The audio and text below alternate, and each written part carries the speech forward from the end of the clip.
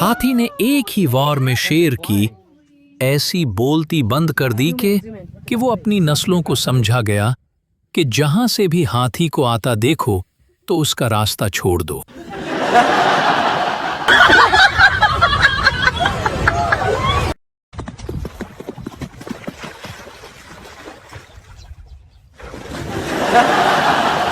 इसको कहते हैं अक्लमंदी।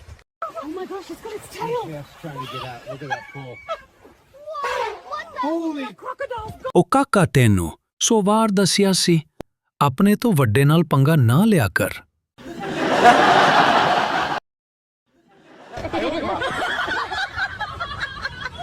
लो जी, मेसी और मैराडोना का मैच। मुकाबला बड़ा सख्त जा रहा है। चलो आज कछुए की सवारी भी करके देखते हैं।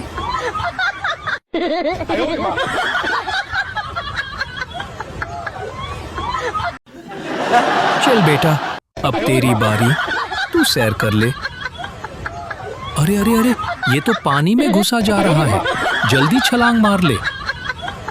शुक्र है तेरी जान बच गई। इसका मतलब कि जानवर भी रंग मुरीद होते हैं, सिर्फ मैं और आप नहीं।